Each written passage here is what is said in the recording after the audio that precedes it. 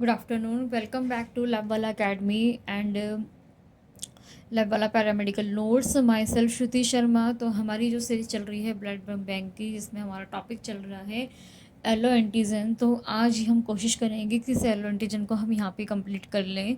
तो कल मैंने आपको बताया था कि एलो का मतलब होता है दूसरा।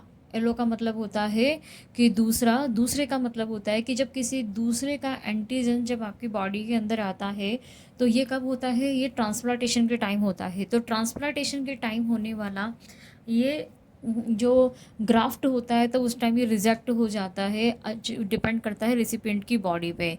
तो आई होप आपको कल आपने अगर अच्छे से समझा होगा कि एलो एंटीजन का मतलब क्या होता है। जैसे हम एक ब्लड दूसरे डोनर से जब रेसिपिएंट को ब्लड चढ़ाया जाता है, तो जैसे कि अगर ए ब्लड ग्रुप बी वाले को दे दिया जाए या बी वाले को दे दिया जाए, तो उसकी आरबीसी में पाए जाने वाले एंटीजन के प्रति देखकर ही ब्लड दिया जाता है।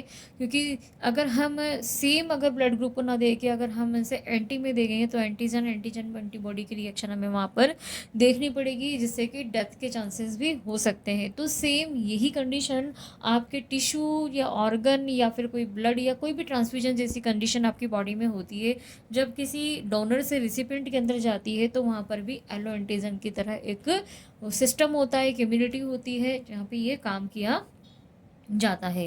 तो आइए देखते हैं कि allo antigen recognise the mechanism by transplantation. तो मैंने कल आपको बताया था एलो एंटीजन को समझने के लिए थोड़ा सा हमें सबसे पहले किसके बारे में पढ़ना पड़ेगा, ट्रांसप्लांटेशन के बारे में पढ़ना पड़ेगा। तो there are a two main type of direct indirect pathway. अब डायरेक्ट इनडायरेक्ट पाथवे का मतलब क्या हुआ, डायरेक्ट इनडायरेक्ट पाथवे का मतलब ये है कि किस तरह के एलो एंटीजन होते हैं वो अपने अकॉर्डिंग वर्क करते हैं जब एक कोई ग्राफ्ट या एक कोई ऑर्गन डोनर से जब रिसिपिएंट के अंदर जाता है। तो जब डोनर से रिसिपिएंट के अंदर जाता है तो जो ग्राफ्ट या जो ऑर्गन जब हम ट्रांसफ़र करते हैं तो उसके ऊपर पाए जाने वाले जो एंटीजन होते हैं वो रिसिपिएंट को किस तरह से इफेक्ट करेंगे, उसका इम्यून सिस्टम उसके ऊपर किस तरह से इफेक्ट करेगा, वो आज हम यहाँ पर जानेंगे। तो कल हम पढ़ चुके थे कि डोनर क्या होता है, रिसिपिएंट क्या होता है।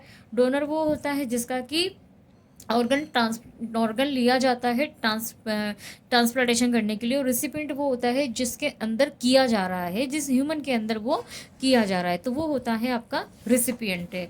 नाउ तो आज हम देखेंगे कि ऑटोग्राफ्ट क्या होता है। तो कि मैं आपको यहाँ पे कुछ चीज़ बताऊंगी कि ग्राफ्टिंग में भी दो तरह के ग्राफ्ट होते हैं। अच्छे से आप समझिए, बड़े ध्यान से समझिए इस टॉपिक को, ताकि आपको एलो एंटीजन का पूरा के पूरा कॉन्सेप्ट जो है वो अच्छे से क्लियर हो जाए। तो देखिए ऑटोग्राफ्ट क्या होता है, ग्राफ्टिंग फ्रॉम सेल। जैसे मान लीजिए मेरी किसी बॉडी की किसी जगह पर कोई स्किन जल गई है, अब उस स्किन को मुझे प्लास्टिक सर्जरी करानी है, तो मुझे उस स्किन को वहाँ से रिपेयर करवाना है। तो मैं किसी और की स्किन का ना हो कि अगर मैं खुद की अपनी बॉडी से कहीं का स्किन का ग्राफ्ट लेके अगर उस पर ट्रांसप्लांट करवाती हूँ, तब वो क्या कहलाएगा, ऑटोग्राफ्ट कहलाएगा। ठीक है, तो वो मेरी ही बॉडी का है, तो इसमें ये 110% श्योरिटी है कि वो एज ए एंटीजन तो नहीं इसको ट्रीट करेगा, क्योंकि वो मेरी बॉडी का पार्ट है, वो दूसरा नहीं है। तो ये एलो एंटीजन नहीं हुआ, ये कौन क्या हुआ, ये मेरी बॉडी का था, मेरी बॉडी का पार्ट था। तो उसके ऊपर पाए जाने वाले कोई भी प्रोटीन मॉलिक्यूल वगैरह कुछ भी है, तो मेरी इम्यूनिटी, मेरा इम्यून सिस्टम, मेरी एंटीबॉडी उसको ईजिली एक्सेप्ट कर लेगी। तो ये कहलाता है ऑटोग्राफ्ट। यहाँ पे लिखा हुआ भी है कि skin graft is transplanted of the same person by the way use only side change. यहाँ पे क्या हो रहा है, साइड चेंज फेस पर लगाना है, टांग से लिया है तो साइड चेंज हुई है। नो चांस ऑफ रिजेक्शन, तो यहाँ पे रिजेक्शन का चांस तो बनेगा ही नहीं है क्योंकि खुद की बॉडी का है। तो no possibility of rejection, antigen is recognised of a graft. तो हमारी मेरी ही एंटीबॉडी है, मेरी इम्यून सिस्टम है, मेरी ही बॉडी का पार्ट था, तो इजीली वो एक्सेप्ट हो गया है। यहाँ रिजेक्ट का चांस कम होता है। बट सम टाइम ऐसा नहीं पॉसिबल हो पाता कि हमारी बॉडी की साइड का कोई ग्राफ्ट हम यहाँ पर ले, हो सकता है कि हमें दूसरी जगह से या बाहर से भी हमें लेना पड़े। तो उस कंडीशन में क्या होगा, तो उसको हम बोलेंगे allograft. What is the meaning of allograft, the homograft या एलोजेनिक ग्राफ्ट। अब एलोग्राफ्ट का मतलब होता है means graft from genetically unrelated member of same species. मतलब कि मान लीजिए मेरे अंदर ग्राफ्टिंग करवानी है, मुझे ट्रांसप्लांटेशन चाहिए, स्पीशीज तो सेम रहेगी ना, एनिमल का नहीं ले रही हूँ, ह्यूमन का ही ले रही हूँ, आई एम द ह्यूमन, मैं अगर किसी ह्यूमन का ले रही हूँ, अब वो जेनेटिकली हो सकता है मेरे भाई बहन भी हो, या अगर अनजेनेटिकली अनडिटरमाइंड हुआ तो हो सकता है मेरा कोई फ्रेंड हो, रिलेटिव हो, दूर का कोई जानकार हो, पर स्पीशीज़ तो क्या है, ह्यूमन की तो है केवल, है ना। ठीक है, तो वहाँ पे पॉसिबिलिटीज़ हो जाती हैं, जैसे कि ये मैंने बना रखा है कि यहाँ पे देखिए कोई भी एक एनी ह्यूमन है जिसका डोनर है, तो डोनर क्या कर रहा है, डोनर अपना यहाँ पर अपना कोई ऑर्गन जो है वो रिसिपिएंट को ट्रांसफ़र करने जा रहा है। ठीक है, यहाँ जब उसको ट्रांसफ़र करने जा रहा है, यहाँ पे इसका ग्राफ्ट था, इसकी बॉडी से उठा के हमने यहाँ पर टास्क को डाल दिया, पर यहाँ पे क्या देखा जाएगा, HLA मार्किंग देखी जाएगी। तो what is the meaning of HLA, human leukocyte antigen, यानी less possibility of graft rejection. अगर इसके पाए जाने वाले एंटीजन और इसके पास पाई जाने वाली एंटीबॉडी अगर इसको रिकॉग्नाइज कर लेती है, अगर इसको रिजेक्ट नहीं करती है, तो ये भैया एक्सेप्ट हो जाएगा। लेकिन अगर इसकी एंटीबॉडी इस पे पाए जाने वाले एंटीजन, जैसे ग्राफ्ट है, तो ग्राफ्ट के ऊपर अगर ये एंटीजन प्रेजेंट है, इस तरह से एंटीजन प्रेजेंट है, और ये रिसिपिएंट की जो एंटीबॉडी होती है इसको क्या कर देगी, किल कर देगी, तो ये रिजेक्ट हो जाएगा। क्या हो जाएगा, रिजेक्ट।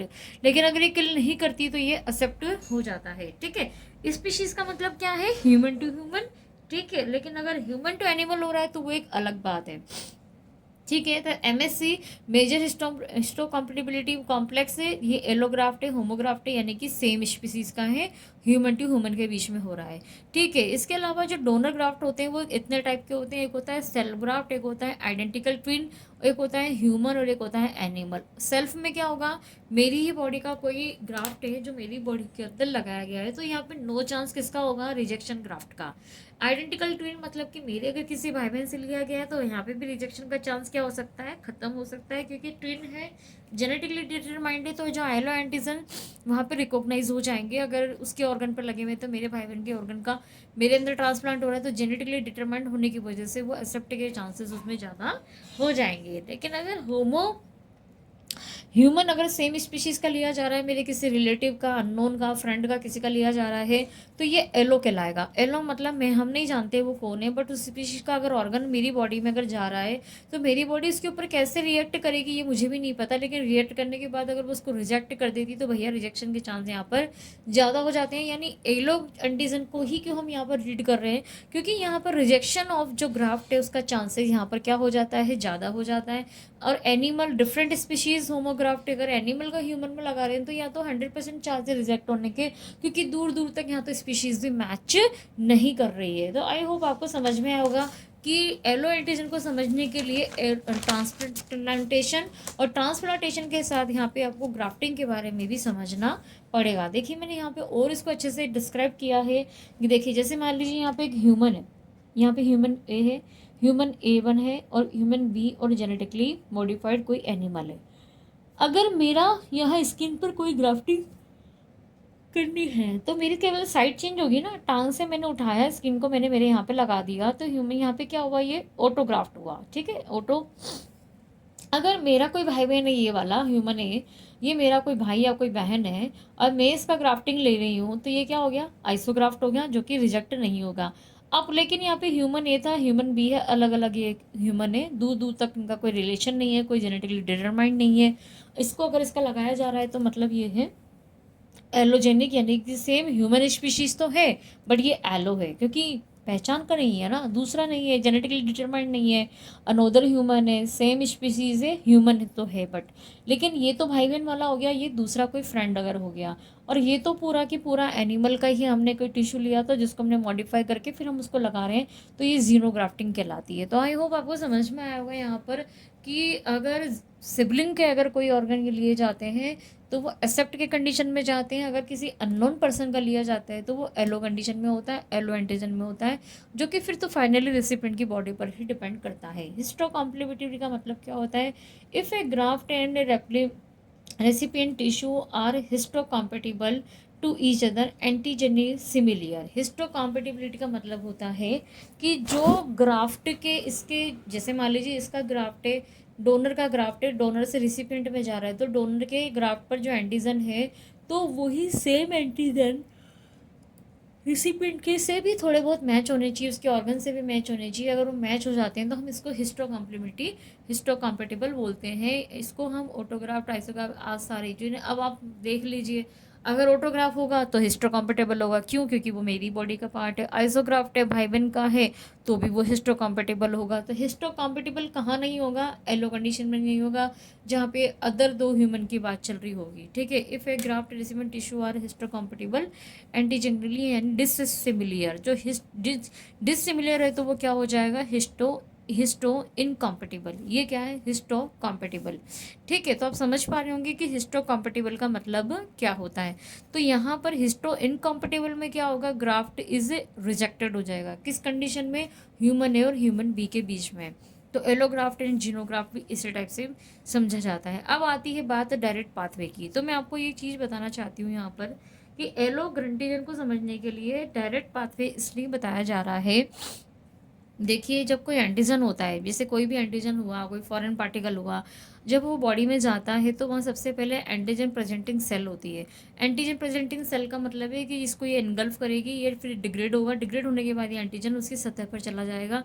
देन रेसिपिएंट के फिर ये जब जिसके अंदर भी जा रहा है, टारगेट ह्यूमन के अंदर, उस टारगेट ह्यूमन के अंदर पड़ी हुई है टी हेल्पर सेल। ये टी हेल्पर सेल क्या करेगी? ये एंटीजन के कारण एपीसी के साथ इसको क्या करेगी? स्टिमुलेट करेगी। तो इसमें CD4, CD8, बी लिम्फोसाइट जो कि किलर सेल्स होती हैं, या फिर ये डिलेड हाइपर सेंसिटिविटी रिएक्ट करती हैं, या फिर बी लिम्फोसाइट जो एंटीबॉडी बनाती है। ये पूरा उसका मैकेनिज्म होता है कि वो किस तरह से किसी एंटीजन को एक्सेप्ट करना है या उसको रिजेक्ट करना है, जो कि हम ट्रांसप्लांटेशन की कंडीशन में यहाँ पर देखना चाह रहे हैं। तो इसके लिए फिर हम करें क्या? तो डायरेक्ट पाथवे में क्या होगा? तो डायरेक्ट पाथवे में यहाँ पे ये होगा कि जो many graft tissue contain APC. अब क्या होता है, ये जैसे मान लीजिए डोनर है, ये आपका रिसिपिएंट है, तो डोनर के अंदर क्या है? ग्राफ्ट पड़ा हुआ था, ये इसको यहाँ पे ट्रांसफ़र होगा। ये क्या है? यहाँ पे इसका एंटीजन है, फॉरेन एंटीजन है, और ये इसका क्या है? यहाँ पर इसकी ब्लड वेसल है, जहाँ पे कि टी सेल पड़ी हुई है। जब ये ग्राफ्ट इसके अंदर गया तो जाने से पहले अगर किसी व्हेन द टिश्यू और ट्रांसप्लांटेड एपीसी और also carried along with graft to the recipient. तो अगर मान लीजिए इस ये एंटीजन अगर यहाँ पे इसके एपीसी के साथ रिएक्ट कर लिया होता, ये एंटीजन को पहले पहचान लिया होता, तो ये एंटीजन ये ग्राफ्टिंग के साथ इसकी एपीसी भी यहाँ पर इसके ट्रांसफ़र हो जाती, और सीधा एपीसी किससे रिएक्ट करता? रेसिपिएंट की टी सेल से। किससे काम करता? टी सेल से। टी सेल क्या स्टिमुलेट करती है? आपकी टी हेल्पर, टी किलर और टी आपके जो भी बी लिम्फोसाइट है, तो वो सारी मिला के इस ग्राफ्ट को रिजेक्ट करेंगी कि एक्सेप्ट करेंगी, वो फिर रेसिपिएंट की इम्यूनिटी पर काम करता है। तो when the tissue are transplanted the APC और also carried along with the graft to the recipient. तो देखिए, जैसे मान लीजिए ग्राफ्ट है, तो ये ग्राफ्ट के ऊपर ये मान लीजिए यहाँ पर इसकी कोई एपीसी है, ये एपीसी एंटीजन प्रेजेंटिंग सेल होती है। तो यहाँ पर जो एंटीजन प्रेजेंट है, अगर ये एपीसी इसको पहले से इंगल्फ कर लेगी और ये पूरा की पूरा एपीसी के साथ ग्राफ्टिंग की जाएगी, तो ये डायरेक्ट पाथवे हो जाता है, ठीक है। इनडायरेक्ट पाथवे में कुछ और मैकेनिज्म होती है। तो देखिए, डायरेक्ट पाथवे में क्या होता है? यहाँ पे एंटीजन है, एपीसी ऑफ डोनर, तो यहाँ पे एपीसी किसका होगा? एंटीजन प्रेजेंटिंग सेल भी किसकी होगी? डोनर की होगी।